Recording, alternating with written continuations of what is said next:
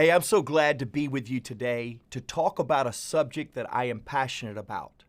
Identifying leaders, how to find them so you and I can develop them. I wish I was with you today in Katowice, because if I were, we would sit around a table much like I am today and we would talk about what is the art, what is the science around identifying leaders, and how can we begin developing the leaders on our team.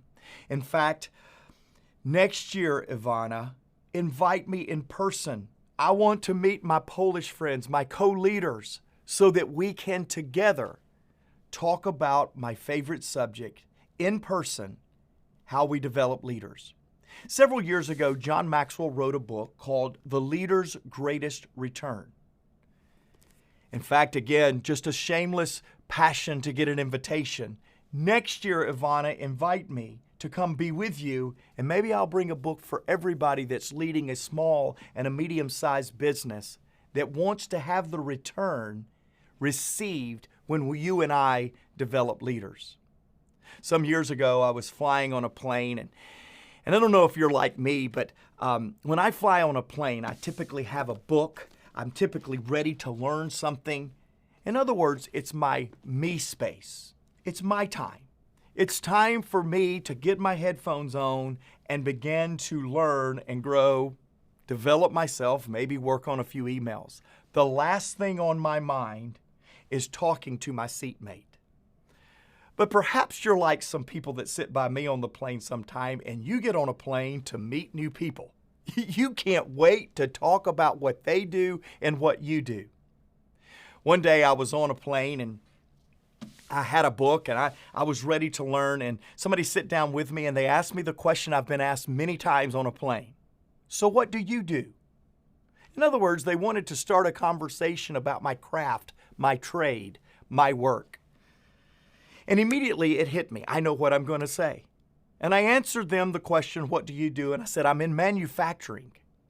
Now, I've been working with John Maxwell in leadership development for 22 years. But this day, I decided to see if I could intrigue my seatmate with the answer, I'm in manufacturing.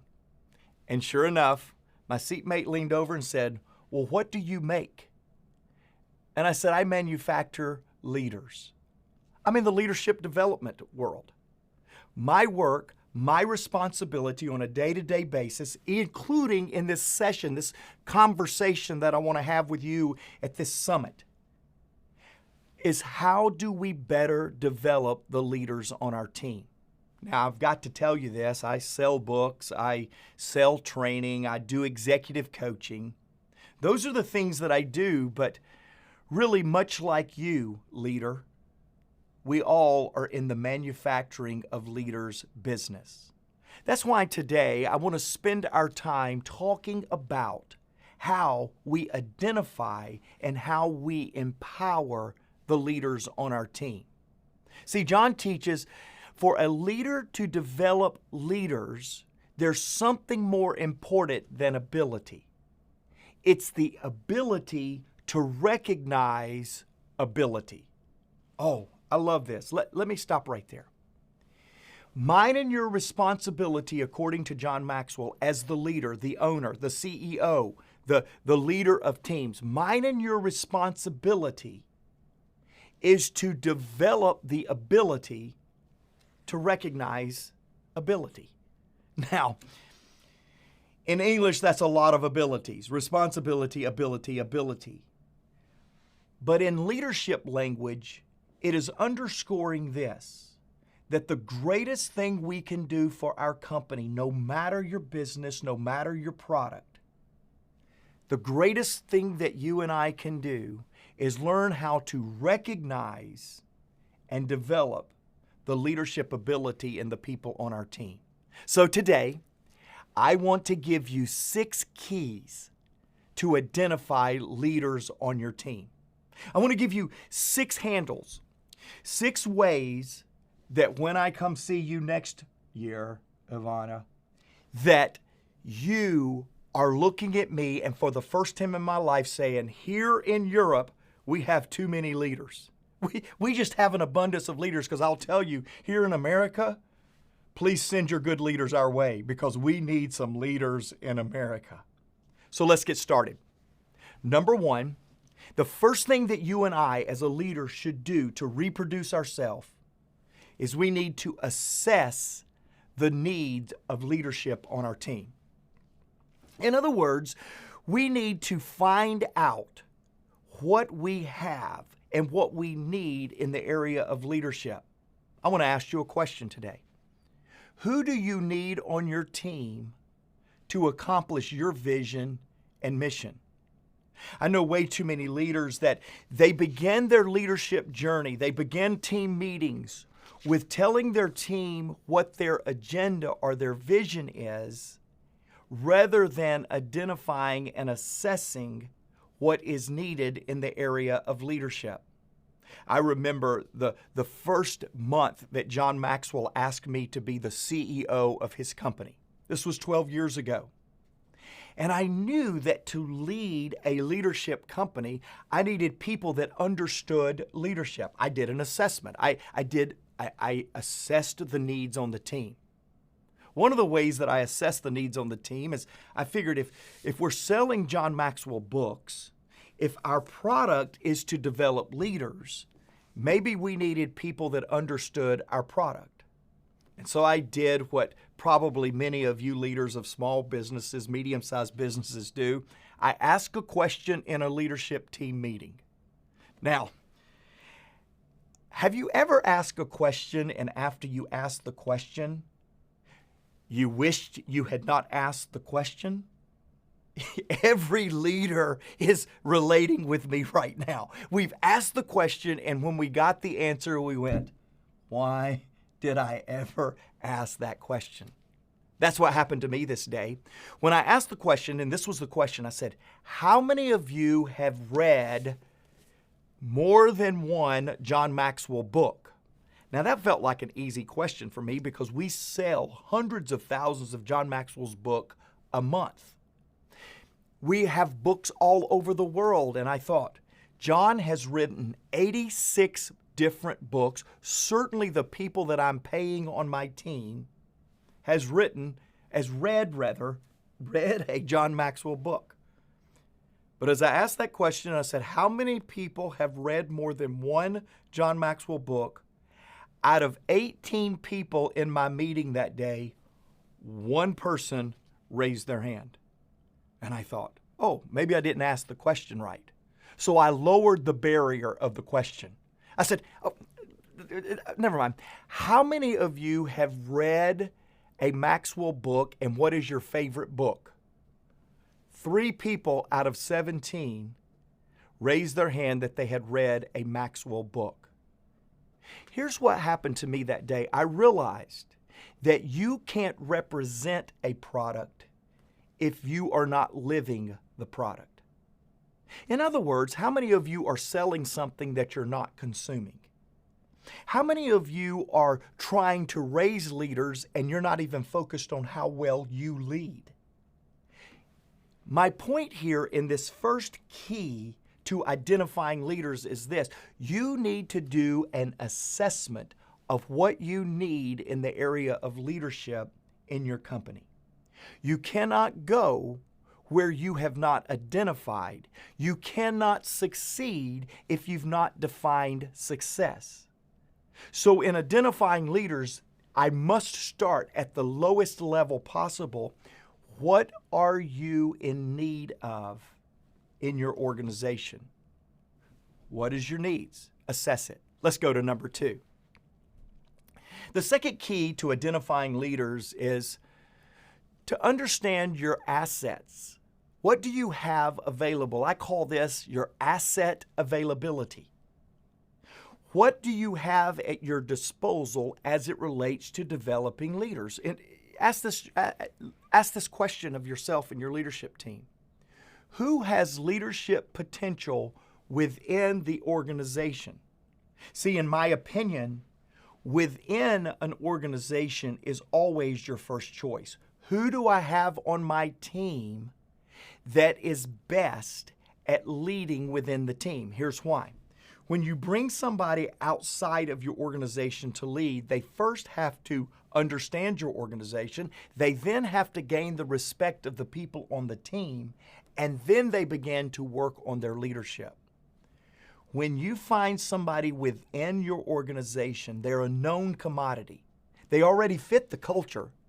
They've established influence by the fact that they understand the product.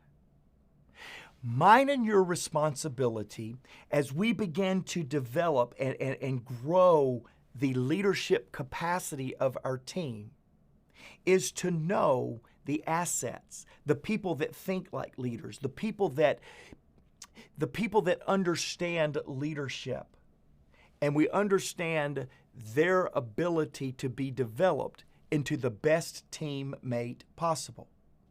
I believe that 99% of the leadership success that I have had of equipping others has come when I identify somebody within the organization and develop them to become a leader in the organization.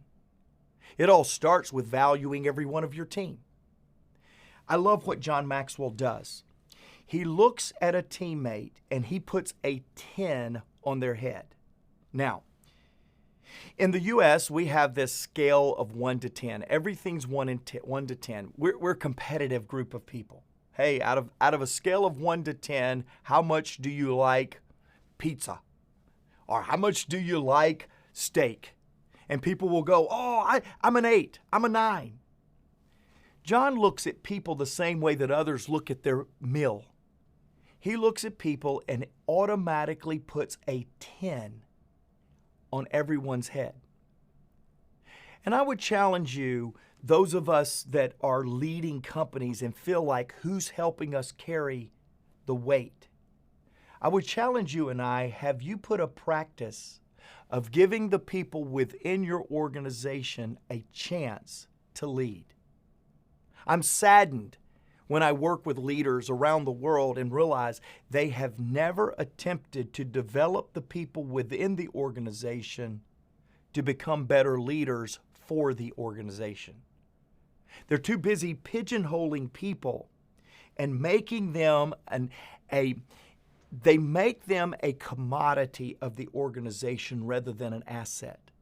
They use them for the agenda and for the vision of the leader rather than cultivate them for the fulfillment of the teammate.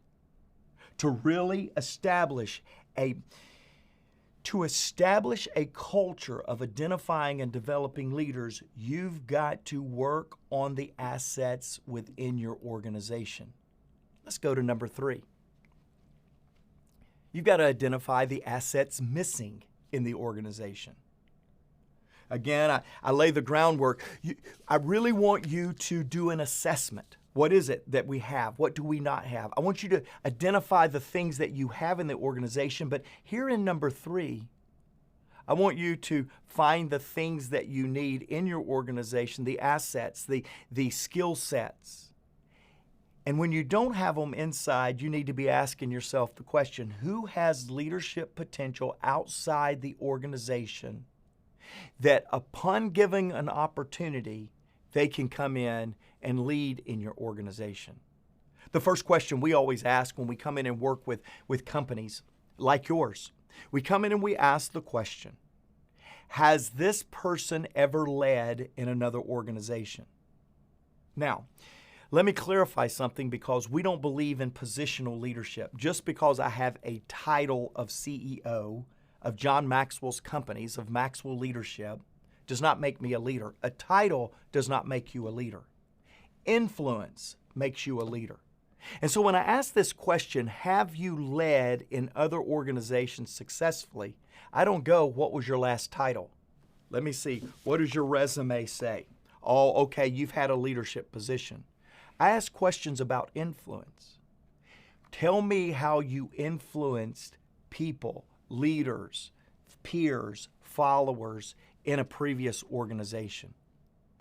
I don't hire people nor suggest organizations to hire people that does not have a basic understanding of what leadership means. Now, in Maxwell Leadership, we believe that leadership is about serving others. We call our brand of leadership people-centered, values-based servant leadership. Great leaders understand if they help enough people get what they want, the people that they're leading, the leader in turn will get what he or she wants. Too many leaders lead saying, if I get what I want in abundance, I'll throw a little bit your way and help you get what you want. It's backwards. It doesn't work in a leadership culture for the leader to be driven by their own agenda and not focused on the agenda of the people they're trying to develop on their team. That's why when we bring people from without, they may not understand our core competencies, they may not understand our business model, but I expect them to understand that leadership is influence, nothing more, nothing less. Let's go to the fourth key to identifying leaders. And this is an attitude of potential leaders. What is the attitude? Are they willing? Are they teachable? Is there an understanding within your potential leaders, these leaders that you bring on to your team, is there an ability to understand that they really have within them something that is it can be cultivated to lead? We look at their willingness. We look at the question, are they coachable? I have a saying that I say often, it's been quoted many, many times, when the student is ready, the teacher appears. We look for people on our team, both inside and out, that has an attitude of learning. Are they hungry to learn? When we're interviewing people on our team that we want to bring onto our team, I ask this question often. What is the last thing you learned and how has it changed your life and your leadership? Now, leaders, I just gave you something. When you ask somebody, when is the last time you've learned, what is the last thing you've learned and how did it apply? You are discovering whether there is an attitude of coachability in that future teammate. I love what Ed Bastian says. He's the CEO of Delta Airlines. He says at Delta, we hire for attitude, but we train for aptitude. Always, always, Ed says, start with attitude. Because when you bring people on the team that other members enjoy working with, you increase their ability and their effectiveness. That's why we talk a lot about teachability. It's why we talk a lot about their aptitude to learn. Great teammates are curious. Great employees are great learners. They're women and men that no matter where they are picking up something that will cultivate them and make them a better influencer. My challenge for you today is this. When you're given the opportunity to hire 2 consecutively good people, in other words, they have all the right skill sets, they have all the right experience, they have all the right strengths, they have all the right things at their disposal to be good. And one has a good attitude and one has a bad attitude. Which one are you going to hire? Now, that's an IQ test. In fact, if I were in the room with you, I would have you answer to the person to your left or to your right. I'd say, hey, tell them which one you would hire. And some of you would look over and say, it's the one with a good attitude. And you'd have a bad attitude while you did it. So others of you would go, this is such the dumb question. Of course it's the good attitude. But do you know often when we hire people, we don't hire according to their attitude of coachability and learning, and we wonder why 60 days into their new employment, they're not working out. It's because we're hiring off of the wrong things, because our passion to hire and to add people to our team comes from their attitude. Now, let me say this real quick, and I'll be really quick here, but we have a very stringent interview process in our organization. We hire, in English, we hire off of 3 C's: character, competence, and culture. Competence is the first C because if they don't have the ability or they don't have the skill sets that can be developed, we shouldn't even be having the conversation. In other words, they need to have competence that will fill the role that we're trying to fill, that will do with excellence the responsibilities, the job expectations required of them. It's a given. The senior leader, the reporting leader, has to make that decision, and they make the competence question. But then we go to the idea of character. Now, character for us is not morals and values. Character is their ability to get along with the people they're going to work beside. In other words, their attitude. Do they have an attitude of teamwork, of adding value to the team, or are they lone rangers? They just want to work within themselves. In this key of attitude, if you're going to identify leaders that you can equip, they're going to have to answer the character question that they have the ability to work with those around them. The final C is culture. And once again, as we're answering the culture question in the interview process, we're asking the question, do they desire to learn and be better? We're a people development organization. We manufacture leaders, remember? Well, our ability to develop people is directly proportionate to their attitude and appetite to learn. Let's go to number 5. You guys are doing great. I want to be in the room with you. Have I mentioned that yet? Let's go to number 5. 5 is ability of that potential leader. What is the ability of the potential leader? Now, in this, we're really talking about, are they able? Is this potential leader that I've identified, do they have the capacity to lead? Now, let me be really clear to you. The capacity of a leader is not tested in good times.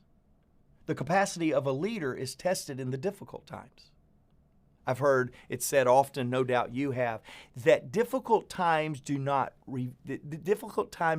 define you, they reveal you. What is really being said when you've heard that statement, that difficult times reveal you, is we know if you have what it takes, if you can take a challenge bigger than you, mobilize a team, and accomplish powerful, positive outcomes in the midst of a challenge. See, excellence is impossible without talent. We got that. Excellence is impossible without a competence to do excellent things. I love people that say, we exceed expectations. And I go, well, what was your expectations? Well, they're not clearly defined, but we exceed them. And I always laugh and go, how do you exceed expectations if expectations are not defined? Well, excellence cannot be achieved if there is not an understanding of what is required on the team. How do you know potential leaders are gifted in a particular area? If you don't create a grid, a competence factor, you will hire good people based on their relational skills, but you will forget to guide them and increase their responsibility based on their capacity of effectiveness. This is ability. They can be good at it. That displays excellence.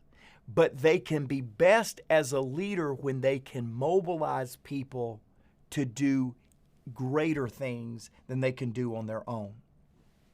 My challenge to you and I is, as we look at people and we realize that they need this opportunity to lead, they will have this opportunity and they can use it, but they will not have the opportunity if you don't give them the ability to reproduce others. Let me explain. When you find that you can draw people in and you can give them the empowerment to be successful, and yet you don't test their ability to exceed that expectation, You may get good results from them, but it is only good results in their ability to deliver. I'm looking to you and asking you, can you hire people and add people on your team that can accomplish great things through the ability of others? I want to take us to number 6 because ability is absolutely something that's very important. But before I run out of time, I've got to talk to you about accomplishments. Because the 6th key is all about the accomplishments of potential leaders. It's the experience. I say often, people ask me, how did you become the CEO of John Maxwell's organization? And I always respond and laugh and say, it's because of Linda Eggers, John Maxwell's assistant. See, for years, John Maxwell really didn't know my name. For about 3 years, I'm convinced that whenever John would walk through the halls of our company, that somebody would whisper my name in his ear so he could say, "Great job, Mark. Good job, Mark." But over time, I began to capture the attention of people close to John. And they would put a good word into for me. They would say, "Hey, John, guess what? Mark has accomplished this. Mark has been able to do this." And I found that people began to celebrate my accomplishment. And when John began to promote me throughout the organization, it was not just because of my attitude. It was not just because of my capacity. It was because of accomplishments. Over the first 7 years of being CEO, we increased our 3 companies, 3 multi-million-dollar companies, to 7. We increased gross sales by 685% over 7 years. It was after those accomplishments that John began to identify that I could lead at the next level. Here's some questions I want you to ask as it relates to how potential leaders and how you can develop them, but also can they be developed? The first question is, will they? Will they do this? Will they show up? Will they demonstrate? This speaks to their attitude. The second question is, can they? Do they have the ability? Is there within them the capacity, the strengths, the skill sets? Third question is do they? That's accomplishments. That's, do they deliver when given the opportunity? See, producers love results, and producers are seldom satisfied.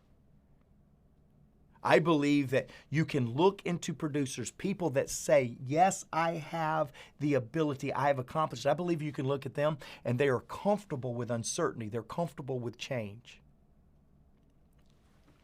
When we began to develop the people on our team, there's 2 things that you and I can understand. One, we will be more fulfilled because as leaders, what do we want? We want to see people that reach their full potential. 2, the organization gets better. There's a saying in the U.S. that says, a rising tide lifts all boats. Well, I believe leadership is the tide that makes a difference in mine and your work environment. As leaders go, so goes the organization. If leaders are up, the organization will go up. If leaders are down, the organization goes down. That's why everything, we say this often, everything rises or falls on leadership. In other words, leadership is the tide. It lifts all boats. It lifts all initiatives in mine and your organization. Several years ago, Delta Airlines bought Northwest Airlines here in the United States. Now, you're familiar with Delta Airlines, no doubt. It's a global organization. But in this process, Delta Airlines called John Maxwell, called our company and said, I need your help to build a leadership culture in the organization. 80,000 employees. They're bankrupt. They can't pay their bills. They're insolvent. And what Ed Bastian, then COO, wasn't even president, wasn't CEO yet. Ed Bastian realized this. We've got to get people understanding that the only way that Delta Airlines is going to take a acquisition with a bankrupt airline and become the greatest airline in the world as ranked most recently by traveling passengers is this. We've got to get people that handle bags, that steward and flight attend planes, and people that fly planes. We've got to get them on one page, and that is, we are a leadership organization. I love what Dee Hock, the founder of Visa, said. In fact, I'm going to read it from my notes today because this is powerful and it sums up what I want to talk to you and what I wanted to share with you today. He said this: hire and promote first on the basis of integrity, second on motivation, third, capacity, fourth, understanding, fifth, knowledge, and last, and certainly least, experience. He says without integrity, motivation is dangerous. Without motivation, capacity is impotent. Without capacity, understanding is limited. Without understanding, knowledge is meaningless. Without knowledge, experience is blind. Dee Hock then went on and said, experience is easy to provide and quickly put to good use by people with all the other qualities. What is it that Dee Hock, founder of Visa, of Ed Bastian, the newly appointed leader of two struggling airlines, what is it that they share with you and I? I don't have 80,000 people on my team. Maybe you don't either. Maybe I didn't invent or create and found something like Visa. Perhaps you haven't either. But I'll tell you, no matter the size of your organization, no matter the significance of your mission, the thing that's going to help you get there quicker, the thing that's going to help you get there more effective, and the thing that's going to help you get there more fulfilling is when you can identify, develop, and empower leaders around you. A bad strategy is saying, I'll know it when I see it. A good strategy is know it and you will see it. What I know at this symposium, what I know at this event, from many miles away today, is that you and I, as business leaders, will be most successful when we identify leaders, when we go through these 6 keys, and we challenge leaders to take us to the next level. I know you're going to do that. I'm proud of being a business leader in today's world, in today's economy with you. Let's go develop leaders together. Thank you very much.